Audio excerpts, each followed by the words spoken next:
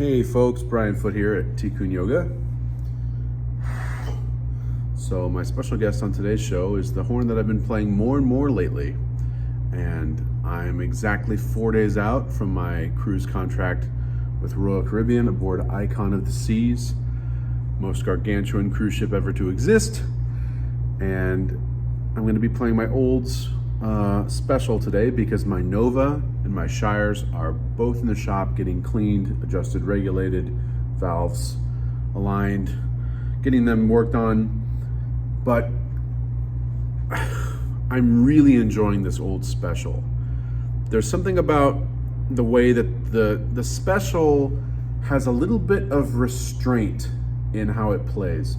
And it's probably in the bore and in the way that the bell is set up, that there's a little bit of extra resistance. Now it's still relatively open for a medium large, and it's still not a heavy horn. It's I call it medium weight in every way. It's very middle of the road, but it has a little bit of resistance and restraint inherent in the design compared to like my Nova, which just lets me just go completely crazy. And so it's almost like talking about a length of rope. So the LA Old Special, the rope is shorter, but the rope is much finer and of higher quality. Whereas on the Nova, the rope is a little less nice, but it's really, really long, so you can do a lot with it. So it's kind of like what I want out of a horn. This special is definitely not quite as loud. It's not quite as bright, but it has a certain, there's almost like a luxurious feeling when I'm playing it. And on the Nova, it's very much a Spartan kind of rough, aggressive, mean, bitey kind of sound on my Nova. Whereas on this special, I feel like I can play a little bit more stylistically with this. And I feel like this horn blends a little bit better.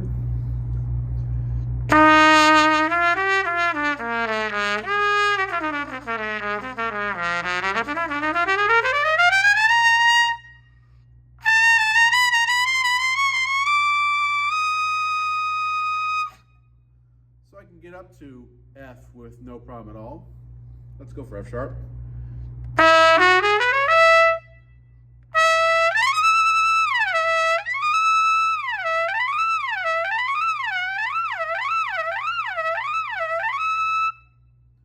So I can play the same range, but there's a little bit of restraint. And I feel like that's actually really helpful for me because over the last 4 or 5 years, as my skills have progressed, I've gotten used to kind of overdoing it. And I'm 33, I'm starting to age, I'm starting to get some white hairs coming in, and I'm realizing that the amount of times that I can overdo it and just kind of absorb the impact, that's finite. I mean, I'm starting to really age at this point, and I don't want to like beat myself up through my 30s and my 40s, and then when my 50s hit and I start to age more, all of a sudden I won't be able to do those things the way that I did when I was a little bit younger. And it's like, maybe I should play a horn that has a touch of more restraint to it. Because like that F sharp gliss felt really, really good. And on my Nova, because of the bore, because of the rounded tuning slide instead of the slightly D shape, I would be able to hit that more aggressively, but it would also take a little bit more out of me. So it's like, I'm debating making this my main horn on this contract on Icon of the Seas. Because with just a little bit of restraining factors in the horn, I feel like I might play a little bit more musical. My Nova allows me to be really boisterous and aggressive and in your face, but I am playing second trumpet on this contract. So this Old Special, this LA Old Special, it's just, the issue is I'm taking my trumpets in a triple case, but I'm only going to take 2 trumpets. I'm not going to take 3 trumpets, and I'm not going to take 2 trumpets and a cornet. I'm taking a flugelhorn and I'm taking 2 trumpets. And I know my Shires CVLA extra large bore. That's going to be my Chet Baker. That's going to be my purring horn, my soft, somber, sweet, dusky horn. And I thought I was going to take my Nova, but it's like I'm liking this old special, this LA old special more and more and more. And the olds has been in the shop, or the Nova and the Shires have been in the shop for like 3 days now. So I've been playing this more, and it's really, I don't know, there's something about this old special, this 1949 old special.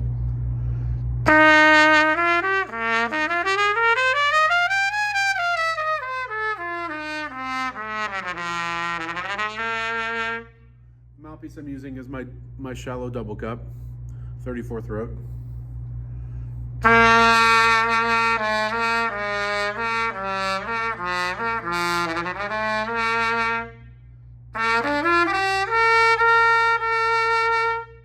There's just something really, there's a quality to the sound that's more refined than on my Nova.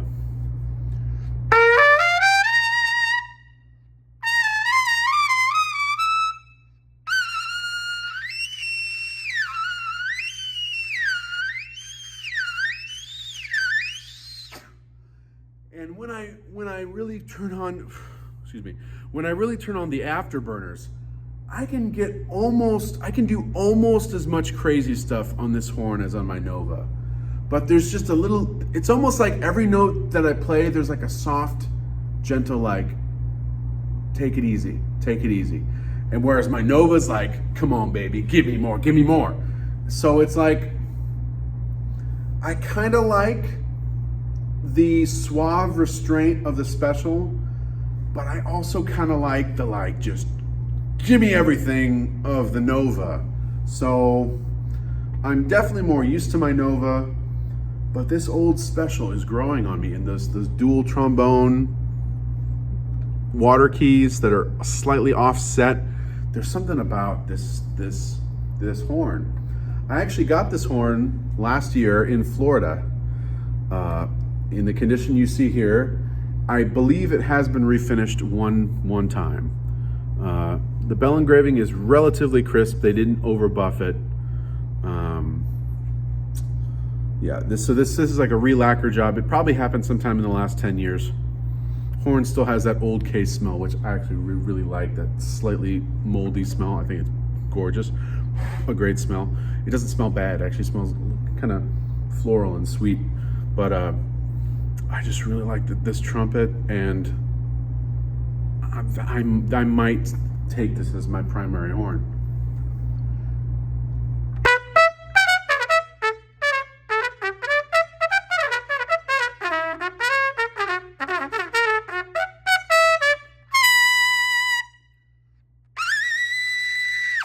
It's got a really nice double C sharp.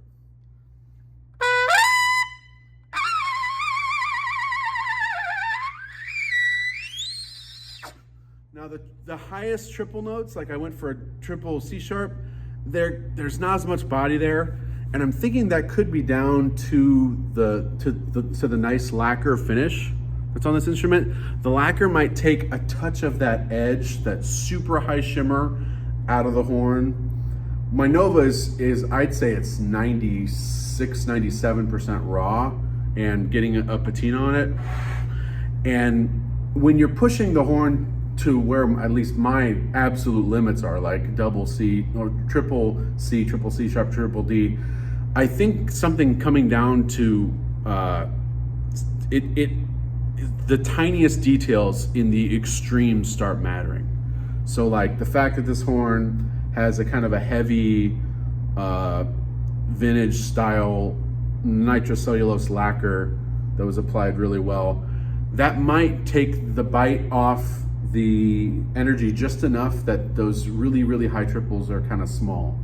On my Nova, I can like push those doubles and triples, and they're really bright, and there's a lot of teeth in the sound. The edges of the tone are really sparkly. Whereas the edges of this are more like wavy. They're not really like jagged or harsh, even with a very tight lead mouthpiece.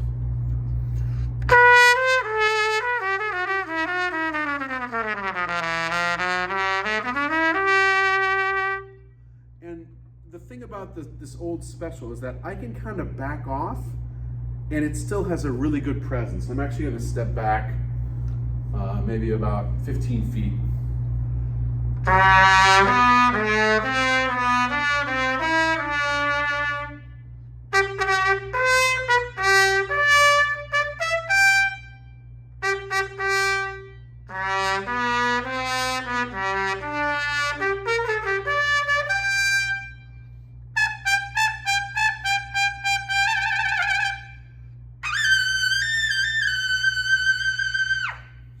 For a double A, and I played it 1 and 2.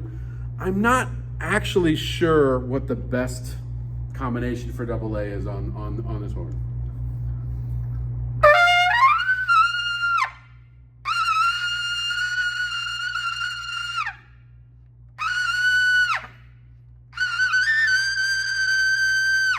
Actually, I think 3 might be best.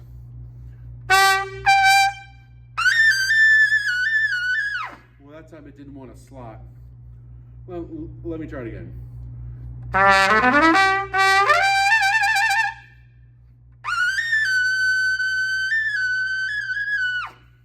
It wants to be a little flat.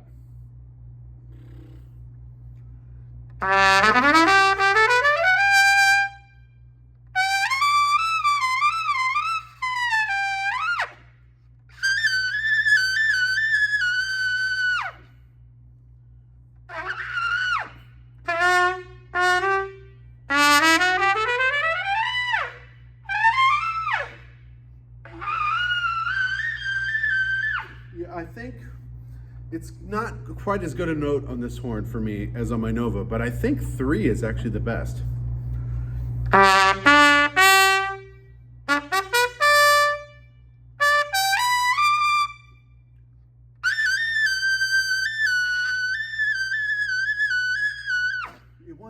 It wants to go up. First, it was a little flat for a moment, and then it was right where I wanted it, but I couldn't center it. Let's try it again.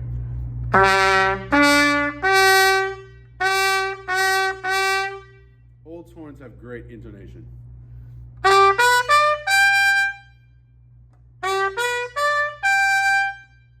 3 is just a little bit better, but still much better intonation than almost any Bach I've ever played.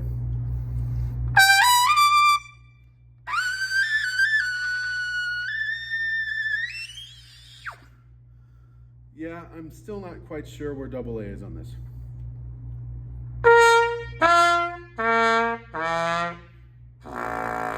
So, another note that I haven't checked on this is the double C. I haven't really, I've already played a couple C sharps, but I haven't touched the double C yet. Well, let's see where it's at.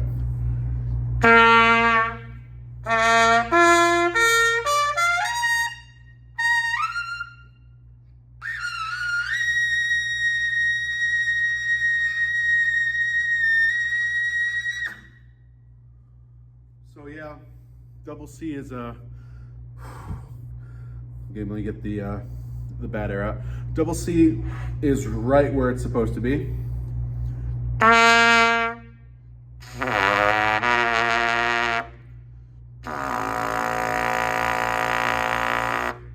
So before I get some naysayer who's got no high chops, yeah, I can play as low as you could ever want.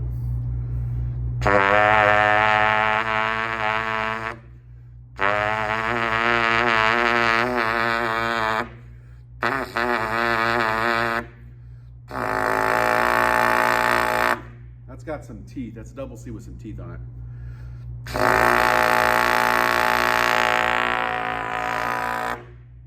So, like, any note you want, really. But that being said, it's got a suave resistance that is not too much resistance, because I don't tend to like a horn that's resistant. So compared to what most people play, most people are on Bachs or Yamahas, or horns that are derived from Bachs and Yamahas, this thing's probably a little more open than that. But compared to my Nova, which is a 462 bore, which is a lightweight horn, which has, you know, stressless point-to-point bracing, this has a little more resistance, and it's also got a little bit darker tone overall. It's not quite as, I'm not going to say basic. The Nova isn't basic, it's just pared down. It's like the crazy Novak brothers who used a mixture of Bisher and Olds and Kahn parts. They were like, we want to make, the Novak brothers decided to make the Nova and those horns in that family as budget-friendly pro horns for GIs who were coming back from World War II, and they used the GI Bill to help pay for several thousand of those horns for GIs coming back home who wanted to just pick up the trumpet, because they've been hearing, you know, all the Glenn Miller stuff and the Ellington and the Basie, all that stuff while they were overseas, and to raise morale. And this horn is actually not too dissimilar from the Nova horns. The Nova horns share some similarities with Olds horns. There's certain parts on the Nova that are Olds parts. So it's actually kind of fitting that I play a Nova for about 5 years straight, 5 or 6 years straight as my main commercial horn. And now I found this LA Olds special that I like it so much. I like it for different reasons from my Nova. It's like when I want to be more restrained and a little more musical, a little less flashy, this is what I use. Whenever I have a gig, a legit gig, like if it's a church gig, I use this because this blends better than my Nova. I mean, when I'm playing, if I use my Nova for a more society kind of gig or a legit gig or a classical gig, I have to just constantly like give the sound extra color, and I have to like back way off. Whereas the special, it just has the correct sound. Even with a very shallow mouthpiece, it's easier for me to veil the sound and darken it.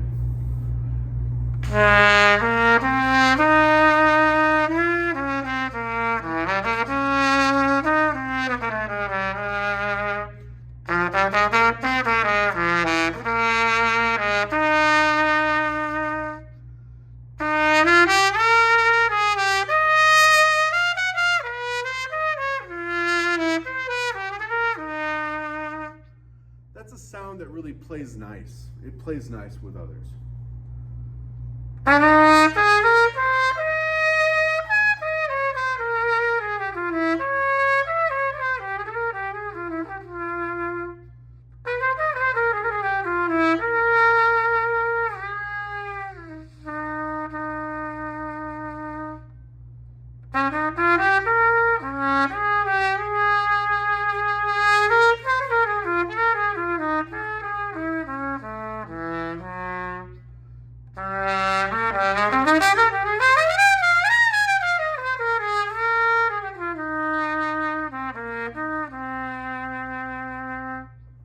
That's just a really nice, pretty, warm sound.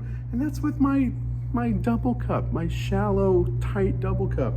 So when I use like a medium cup mouthpiece, it's even warmer. It's much warmer.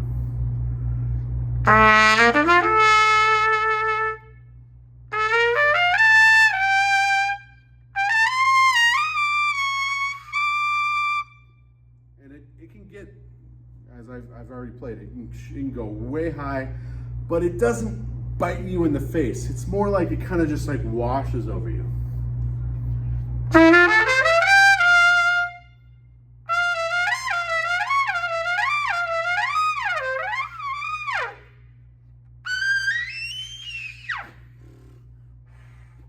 It just doesn't seem very, when I do go for the really high notes, it seems not as stable, and that's probably because it's not as open.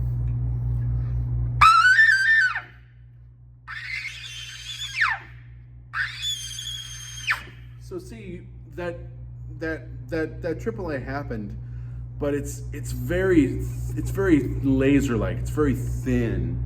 Whereas my Nova, I can give those notes a bit more breadth.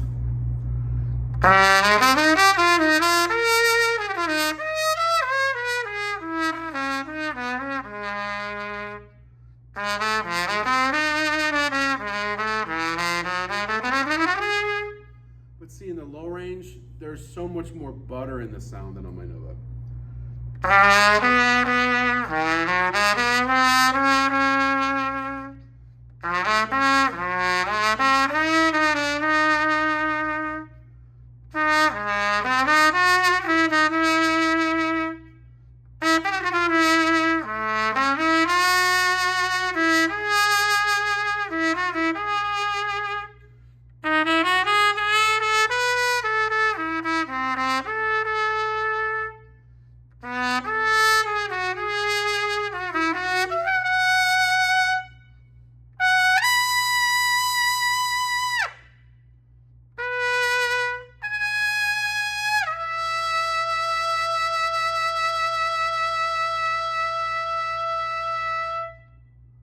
So I really like this. And you know, the bore, compared to my Nova is a 462. This is a 459, so it's just a speck, maybe a quarter size, half size smaller. And I think I like that slightly more medium-large bore compared to the large bore of the Nova. It's almost like the Nova is just like begging me to give me all that I have, to give the horn all that I have and always give it all that I have. Whereas this says, you don't have to give it everything, just portion out your effort. You know, like I'm about to be on a ship where sometimes I have to play 5 hours. And when I say play, I mean perform up to 5 hours in one day. That's a lot of performing. Some professionals never have to play that much in one day. And I'm going to be playing 6 days out of a week. So I only get 1 day off. And often on that 1 day off, I don't touch the horn because my chops are mangled from what happened from the days prior to that day being off. So I think I might want to bring this.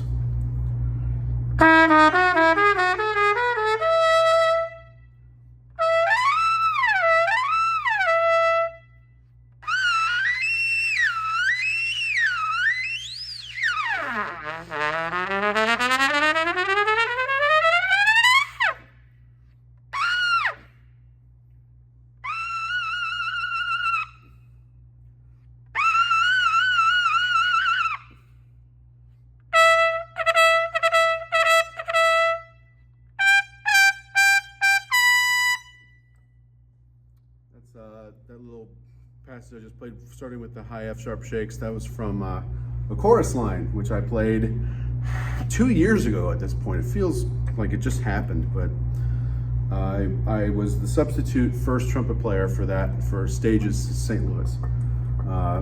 Was annoyed to hear that Stages decided not to go with me for either of their musical productions this year, but that's why I'm going to the Icon.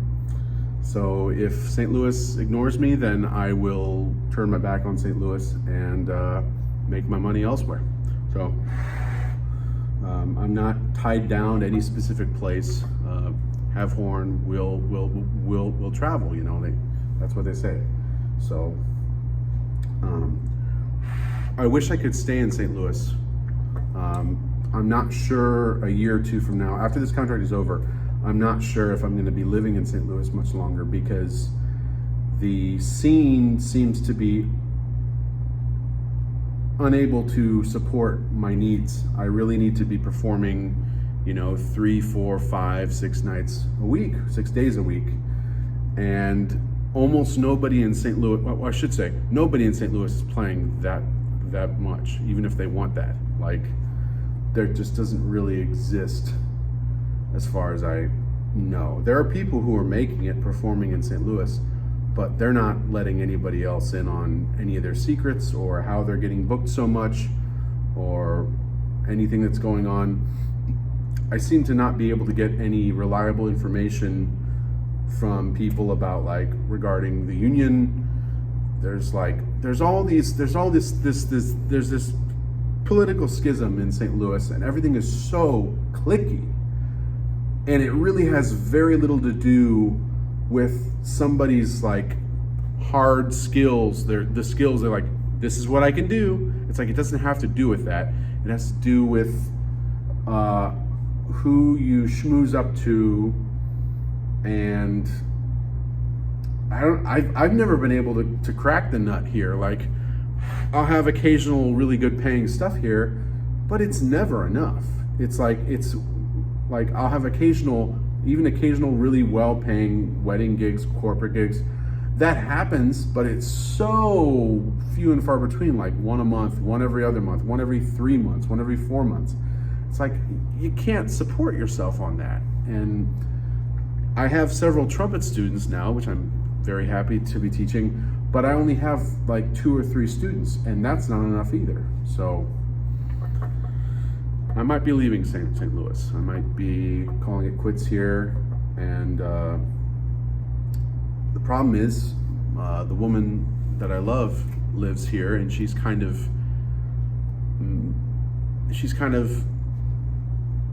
part of this city and has been here most of her life and doesn't really want to go anywhere because her job, which hopefully she'll be able to retire from in the next 2 to 5 years, she gets so much work here because of the geography of this place. And I really want to stay with her, and I hope I can, but I don't know if I can afford to stay in St. Louis because there's just not enough for me there. I have all these ideas of bands I want to start, and I want to hire a bunch of my friends to do all this stuff.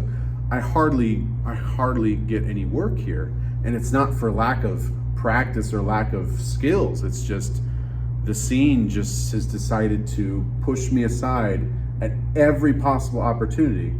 So one reason that I go out on these long cruise contracts for 6 or 7 months on these like top end royal ships is so that I can build my skills so high that anyone who is denying me work would have to do so knowing that they're getting someone who's less qualified. And that's actually already happening. Like there's several opportunities that by any account of work of input and skill, I probably should have had several of these opportunities. And they hired people who were, less skilled. That's their loss. I'm not sure a couple of the people that have been hired for these jobs can actually do the job. So we're gonna have to see. It's all gonna come out in the wash anyway. So, but enough chatting about problems. Let's do some more playing.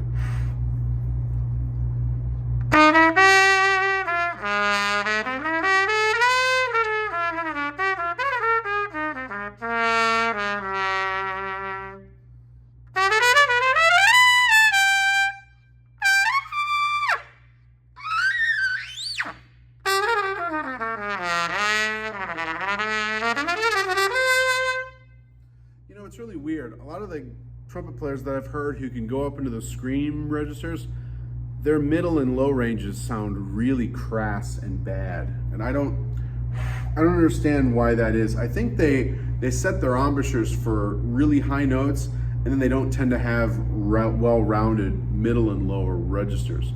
Now, of course, my teacher Jim Manley defies that because his sound is warm and lush in the low and mid ranges, and then it gets brighter as it goes up, and it doesn't break up, it just gets bigger.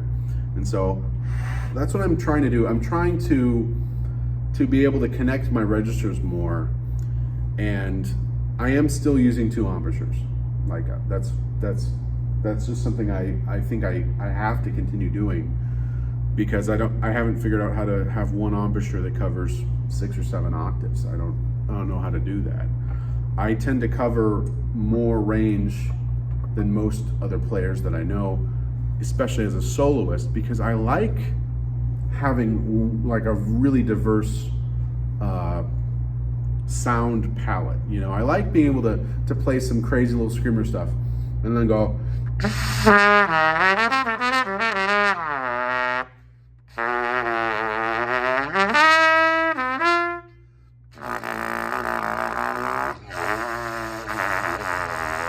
and do do some crazy, like, super low pedal stuff.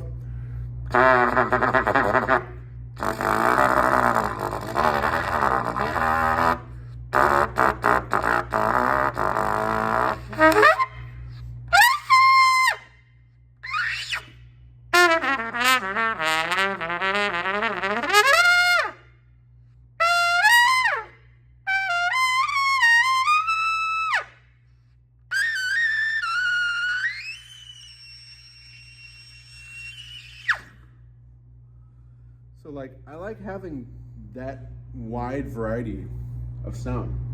I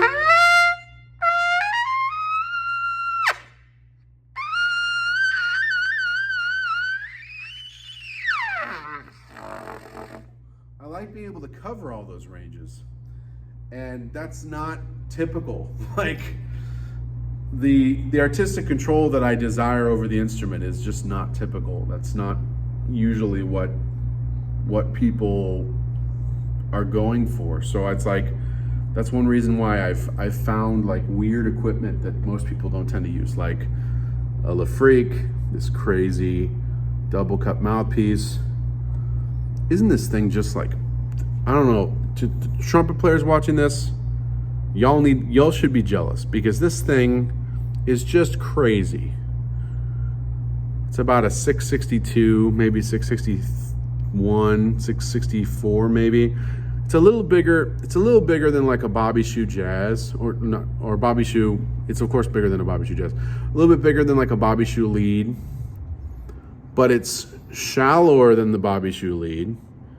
It has a slightly wider rim that's still relatively round, and the throat is teeny tiny throat. You can't play incorrectly and play on a throat this small.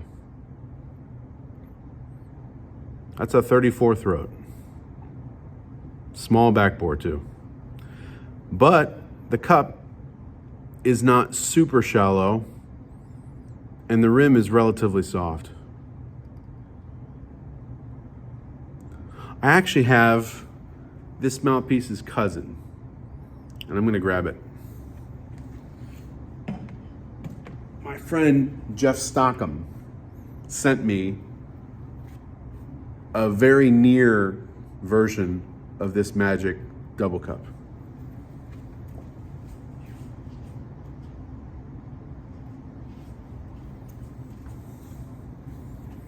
This is not the same mouthpiece I was just showing you. This is Jeff Stockham's version of it. It has a smaller shank dimensions are smaller, and it has a slightly bigger backbore. It's hard to tell. But this backbore has a little more internal room than this one. In fact, you can almost tell when you look at the shanks together, this shank is much thicker because it's less open, and this one's more open. So the differences are, this new one, it's probably not new, it's probably made around the exact same time. It's got a wider, rounder cushion rim. Might be more flat actually. The inner diameter is just a little bit more narrow, so it's probably, this is probably about a 653 or 652. So it's almost like,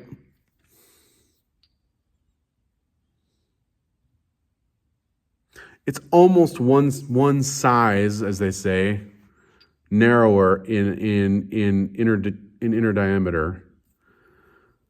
The cup, the primary double cup, is a little bit shallower and a little more bowl shaped versus this one.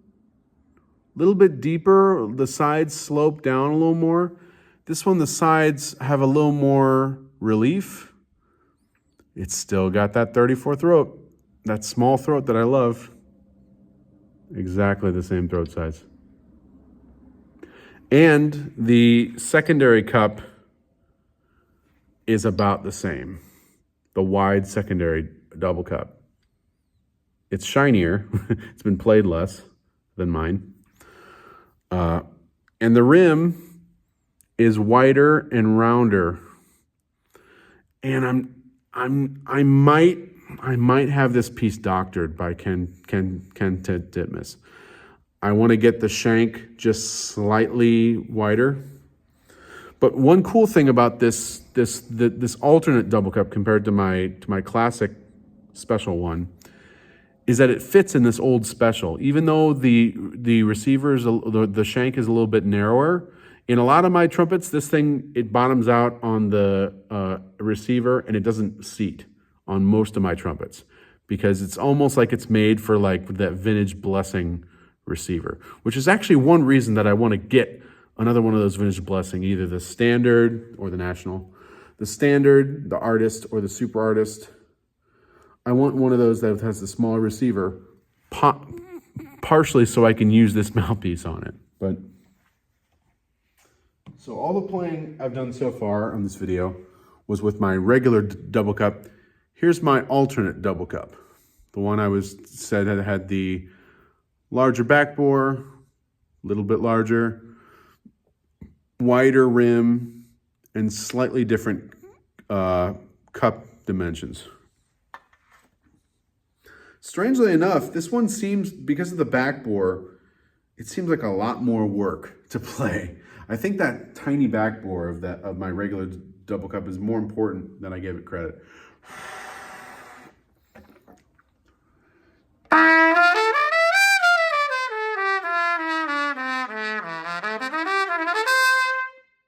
So I can definitely hear that it sounds a little bit brighter, but it's a touch more work. Even though the cup on this is just fractionally shallower and a little more compression, that back bore makes a big difference.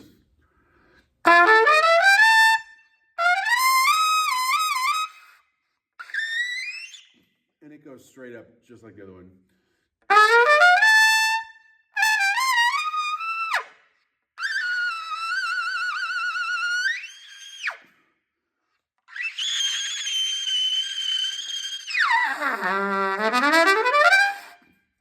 So it goes straight up into the stratosphere.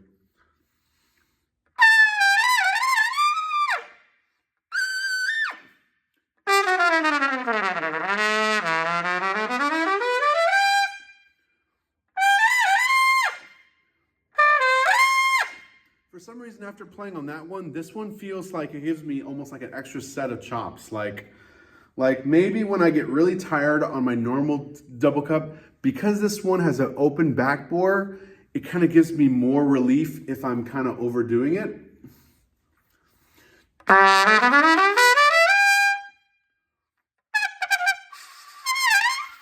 Until it doesn't, you know.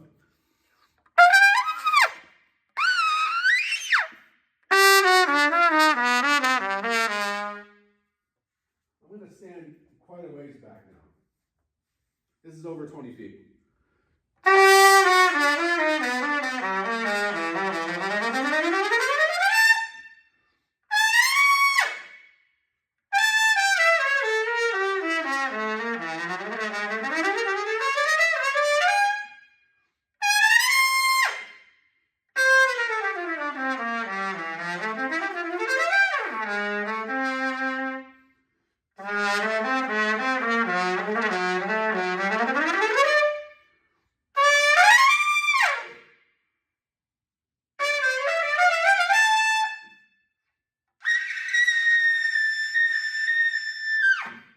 You know what's crazy is all the doubles and triples, specifically because of the back bore, they live in like a completely different place.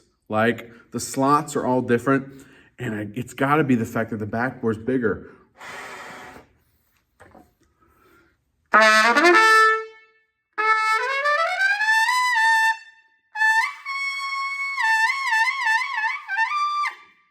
So it feels very close to, like on the face, it feels close to my favorite double cup, but the rim is thicker, so it kind of isolates my face a little bit more.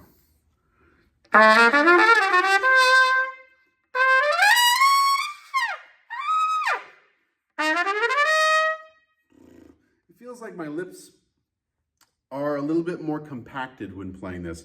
And that's probably because my lips are very used to the exact profile of my regular double cup. So the fact that this one's rim is maybe better overall, maybe I would have better endurance. Maybe if I switched to this and just stayed on this for like a couple weeks, I might have slightly better endurance, especially like from the low highs. So like we're talking like high D, high E flat, and then all the way downward. That would probably have more endurance than on my normal double cup. But I feel like the really high notes are not quite as easy on this.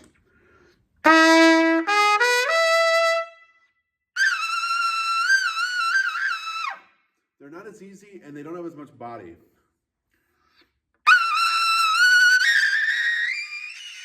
Of course, they're starting to get scratchy now because I've done so many of them.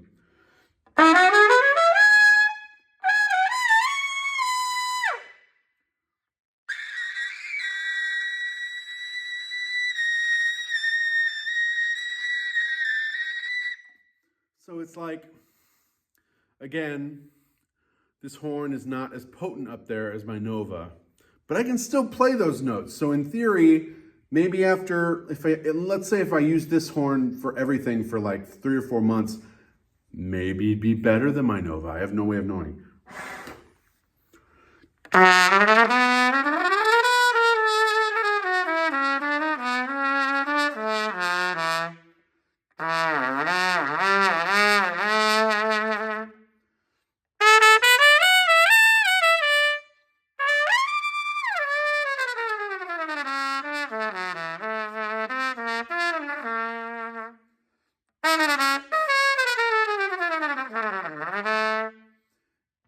It feels comfy on the lips, but the thing about rims that are this cushy is I'm afraid I would start using about 5 to 10% more mouthpiece pressure.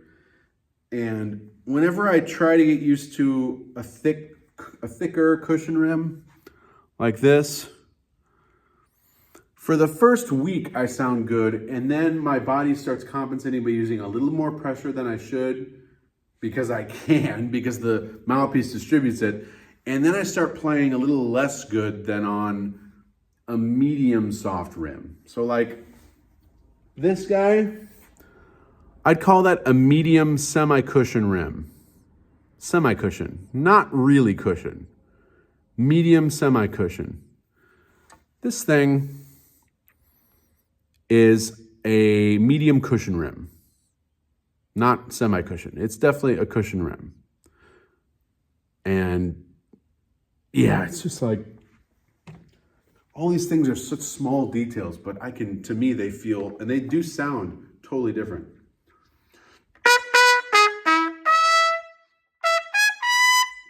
And I feel like I have to, because the rim is thicker, I have to do a little bit more embouchure adjustment to get around high C.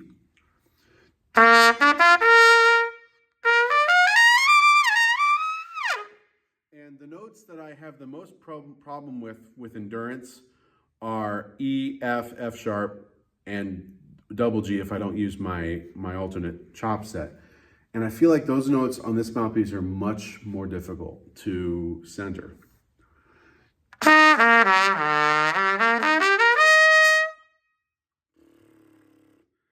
I might fail at this, but see it cut out on the E, and somehow the F worked.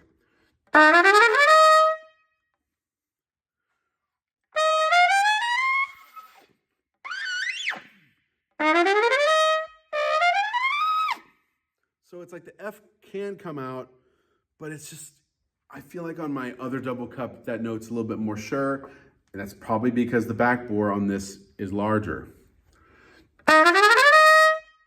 In fact, because the back bore on this is larger, here's something I just thought. Since the back bore is a little bit wider, maybe I should have this throat taken from like a 34, which is now to like 33 or 32. Maybe just make it that much bigger, and maybe it'll be more balanced. Because this back bore, I call this a medium back bore. I'd call the back bore on my old one tight. That's tight. The back bore on this one that I'm currently playing, that's every bit medium.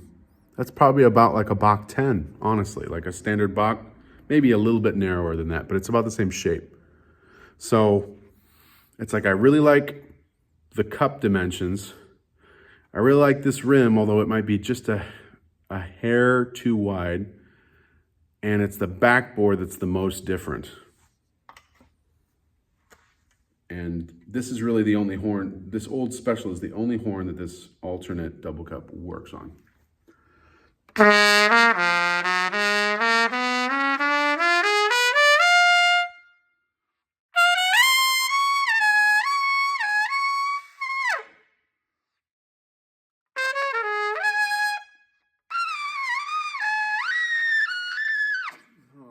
Double B flat is hard.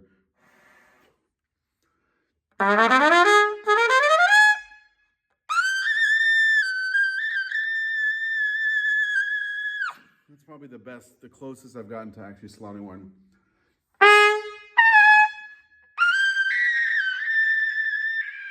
It doesn't want to lock.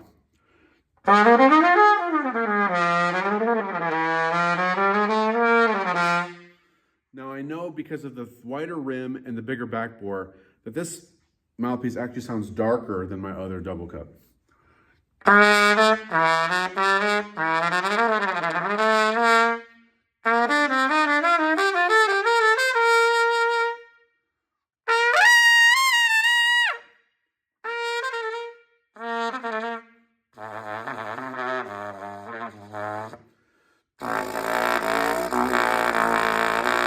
It's actually kind of hard to slot double pedal notes on a big wide cushion rim because you want more room for your lips to kind of unfurl, and the thicker cushion rim kind of clamps your lips down a little bit.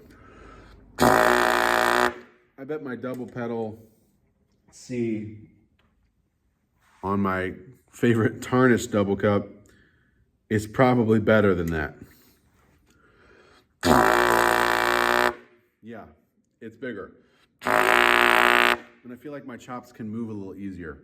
So it's like when you're dealing with rims, and it's even rims that I like I like this thicker cushion rim, and I really love this medium cushion rim. But it's like this thicker cushion rim might give me better endurance in the easier parts of the range, but because of how my chops manipulate, it makes the harder parts of my range more difficult, not less difficult, because the fine adjustment, the fine unfurling of my chops is harder to do on a wider rim. And it literally just resorts to using more pressure. Whereas on this rim, which my lips are super used to, I can use the exact adjustment of lip. My lip can move a little easier. There's more facile movement than on the cushion rim. But you know, who knows? Maybe in 10 or 20 years, this secondary double cup will be the primary one for different reasons.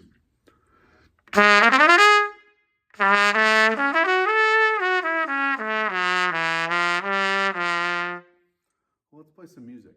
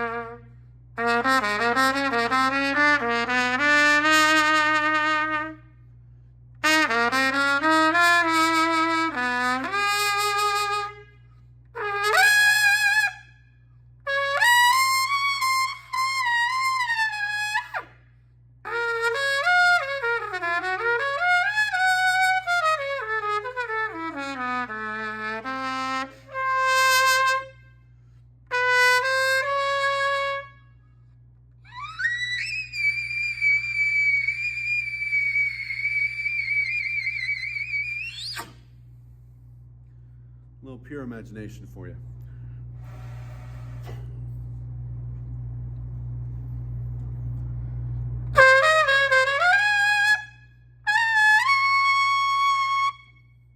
So, yeah, I'm just not sure because the E flat, the E, it's like the exact weaknesses of my range, they feel like they're a little magnified on this mouthpiece. I'm not sure if it's just because I'm not used to it.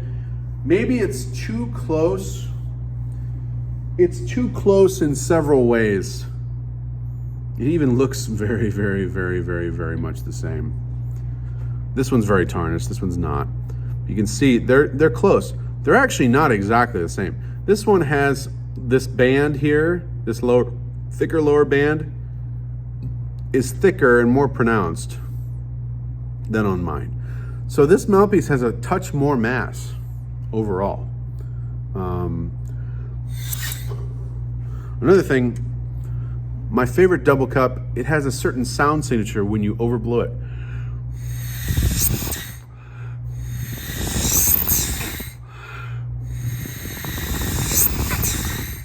So I can actually hear on that mouthpiece the exact moment when the air is moving like a terminal velocity and you're getting the most highs.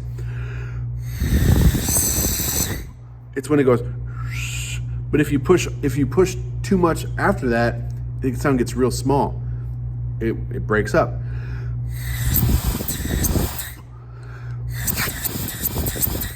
So when it actually, the sound gets smaller. And this is what Jim Manley, one of the things Jim Manley taught me, is that if you overblow, you're actually just harming your body, and the sound is not bigger, it's smaller. And what trying the overblow test on your mouthpiece shows you is that there's a certain point, and Jim will say it's between 70 and about 85%. Like, let's say your entire amount of effort, any amount of effort that you can put into a note or a passage is on a scale from 0% to 100%.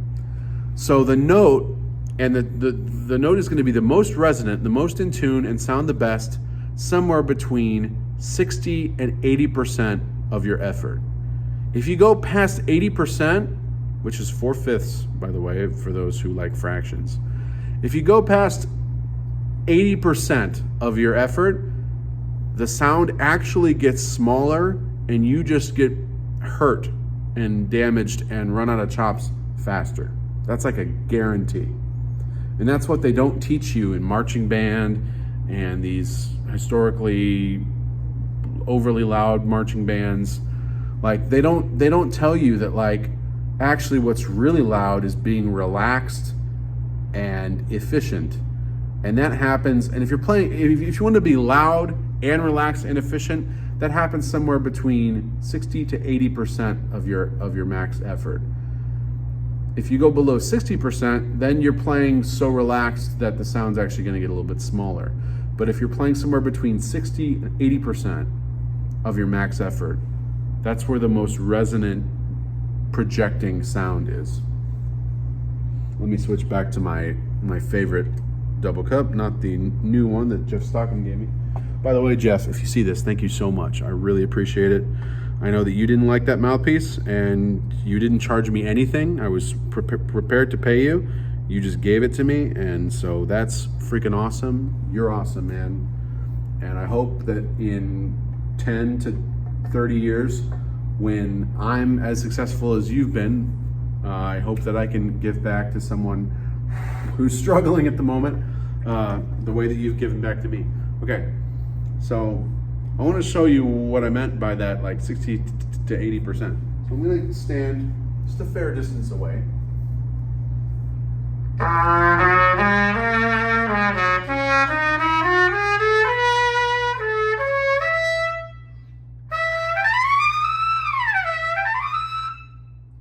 That's about 45 to 50%. So that's very relaxed, actually. So let me take it to like about 60%.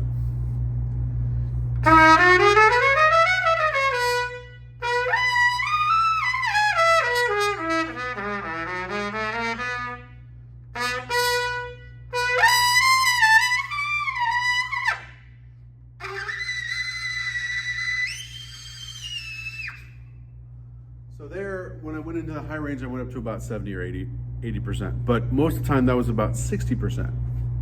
Here's 70%.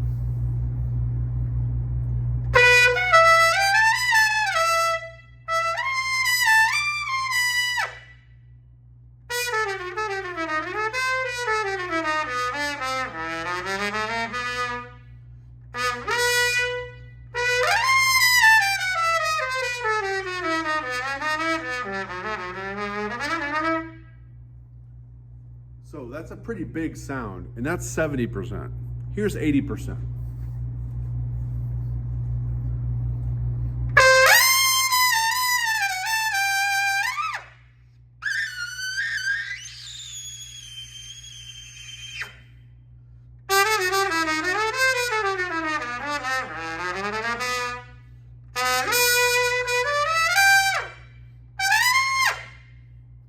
You can hear in some ways the sound is close to breaking up at like 80%.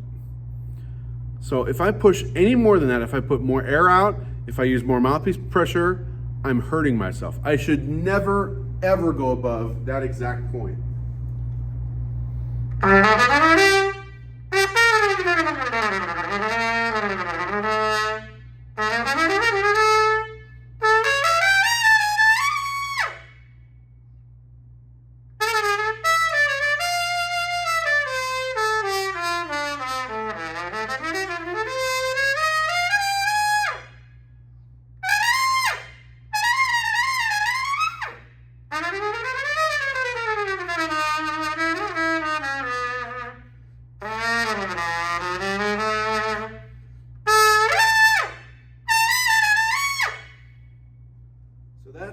That's about 80%. And that's actually really loud. Like in front of the bell, that's plenty loud. And I don't want to play it even at 80% for like a really long time because I'm going to get hurt. Anybody playing at 80% of their max effort, if they have to do so for like more than 2 or 3 hours, they're going to be in trouble. So you have to mediate that.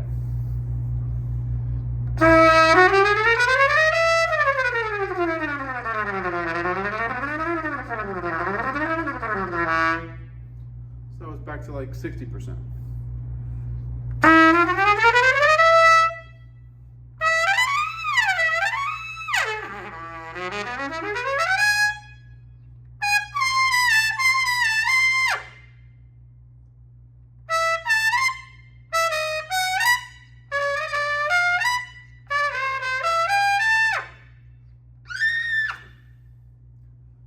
So that double B, I was just super relaxed and I just said, I'll go for it. And it happened. And it happened because I was playing at about 70%, maybe 65. I'm not sure. But if I had like really pressured that thing, it probably would have squirted somewhere in a different place because I was overdoing it. So don't overdo it. Occasionally having several trumpets will help you not overdo it because you might have one trumpet that wants more. It's always asking for more. It's cool to use that on occasion, but a horn that has a little bit of restraint inherent in the design is ultimately better for a long career. And that's why I think I might not be on my Nova as my main trumpet forever. In fact, this old special might replace it. So this video got really, really long. We're looking at an hour exactly. So I'm gonna let you guys go. Peace.